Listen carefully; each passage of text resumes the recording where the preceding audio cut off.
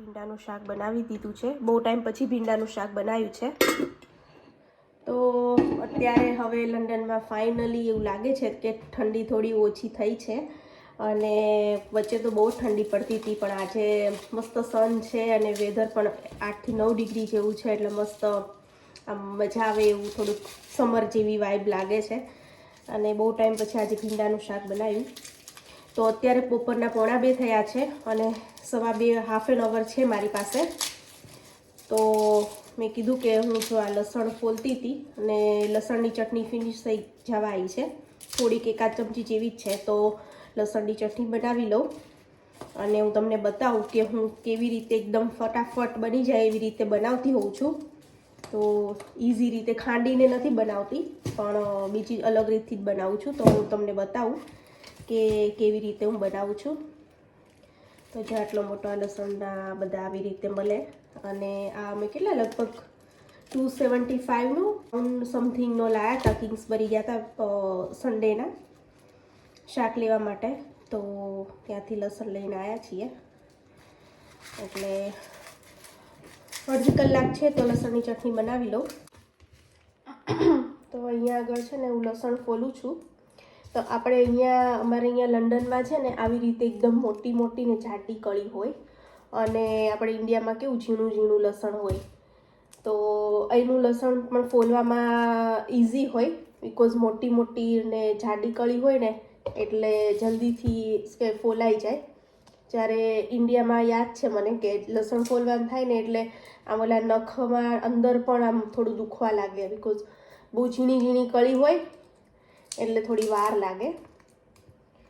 અને ઘણા છે ને આને અહીંયા આગળ થોડું માઇક્રોવેવ કરી દેતા હોય, લાઈક 1/2 મિનિટ જેવું માઇક્રોવેવ પણ કરીને પછી ફોલતા હોય છે. તો એ પણ જલ્દી એના ફોતરા હોય ને એ નીકળી જાય, પણ હું એવું નથી કરતી. અહીંયા મેં લસણ ફોલી લીધું છે અને 3 ગાંઠિયા જેટલું મેં લસણ લીધું હતું. તો હવે આને હું એકવાર મિક્સચરમાં એમનેમ જ પીસી લઈશ.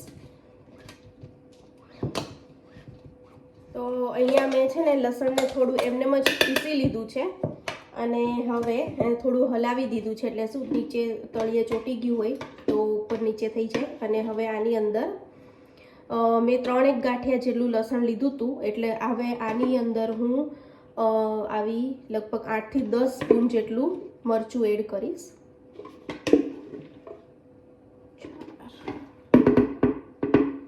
મરચું ફિનિશ થઈ ગયું છે, બીજું કાઢી લઈશ. જો બહેણીમાં હતું ને મરચું પતી ગયું છે અને આ ઇન્ડિયાનું મરચું છે, જે આપણે ઢસાનું મરચું વખણાય છે, તો એ ઢસાનું મરચું છે. અમે લોકો જ્યારે પણ માતાજીએ જઈએ, ઇન્ડિયા જઈએ અને માતાજીએ જઈએ ને ત્યારે ઢસા મરચું વેચાતું હોય તો ત્યાંથી લેતા હોઈએ છીએ. અને મારે આ લસણ વધારે હતું એટલે મેં મોટો જાર લીધો છે, નહીં તો તમે એકાદું ગાંઠિયો જ હોય 1-1.5 તો નાનો જે મિક્સી જાર હોય એમાં જ પીસવાનું, તો જ સરખું પીસાશે. આનું ઢાંકણું કેમ? તો પહેલાં ઓલવેઝ છે ને લસણને ક્રશ કરી દેવાનું એકાદું થોડુંક લાઈક હાફ મિનિટ જેવું, અને પછી આને એમાં થોડી ચટણી નાખીને વચ્ચે વચ્ચે આવી રીતે થોડા ઉપર નીચે કરતા જઈને 2-3 વખત પીસી લેવાનું, એટલે એકદમ એકરસ મસ્ત લસણની ચટણી બનીને રેડી થઈ જશે. તો 2 વખત આવી રીતે મેં ઉપર નીચે કરીને પીસી લીધી છે લસણને, ચટણીને. હવે આમાં થોડું તેલ લાસ્ટમાં એડ કરી દઈશ, લાઈક 1 સ્પૂન જેટલું, અને ફરીથી એકવાર પીસી લઈશ. તો હવે એટલી મસ્ત સુગંધ આવે છે. તો જો આ લસણનું ચટણી બનીને રેડી છે.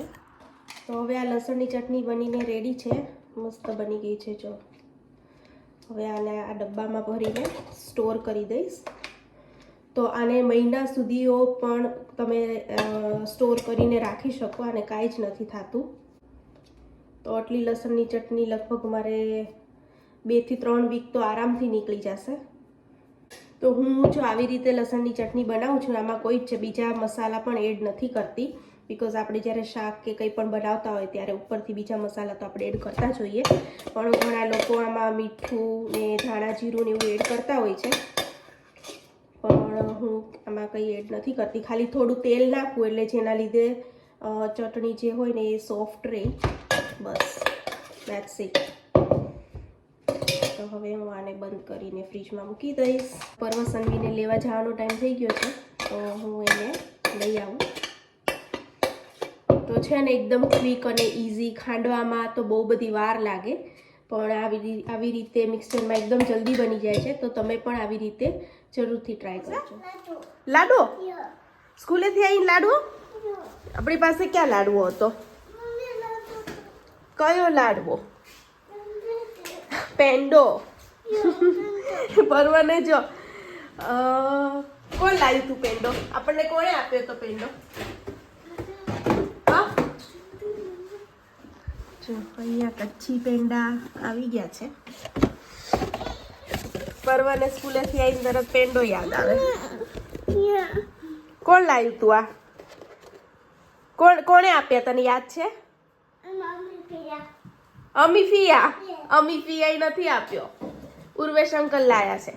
તારી પેલી ગિફ્ટ નહીં સોરી સરપ્રાઈઝ છે તે ઓપન કર્યું? કુરિયરમાં શું આવ્યું છે તે જોયું?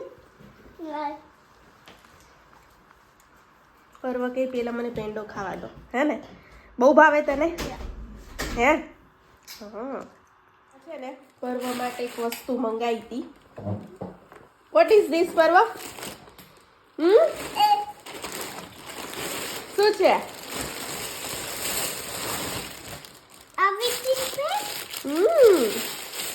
This is for you. Do you like it? Yeah. Green કલરની. Yeah. ગમી તને? Yeah, I don't buy them. એ તો એડજસ્ટ થાય ને, આમાં લગાવી દેવાના એટલે થઈ જાય. Yeah. શું કેવી રીતે કેમ થાય? હા તો એમ જ હોય ને, કેમ હોય? એ આખું નવી હોય ને એટલે એવી રીતે હોય. હા હવે બંધ થઈ જશે. ડુ યુ લાઈક ઇટ પરવા? ગમી તને? Yeah. હા એ તો એને જોઈ પર્વએ એની સ્કૂલ બેગ. તો પર્વ જો સ્કૂલેથી આવીને તે દીદી ખાય છે ભેળ. સન્વીનું આ ગ્રીન પાણી ફેવરિટ છે, અને પર્વ સ્કૂલેથી આવીને પાણીપુરી ખાવા બેસી ગયો છે.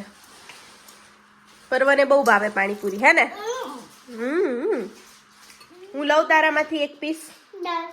લેવા દે ને. No. લેવા દે. એક વન. મોટો જીવ રાખ ને થોડો. પણ આ રહી આ બધી છે ને, આ રહી બહુ બધી છે. આ એક મને મસાલા વાળી દે, તું આમાં જ નવી લઈ લેજો. ઓકે લઈ લઉં છું. હા ઓકે તું ખા.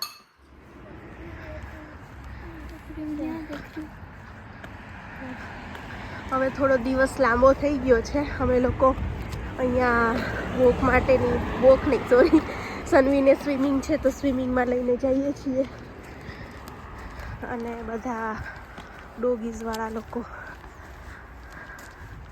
ડોગને વોક કરાવવા માટે ઇવનિંગ વોક માટે લઈને નીકળે છે.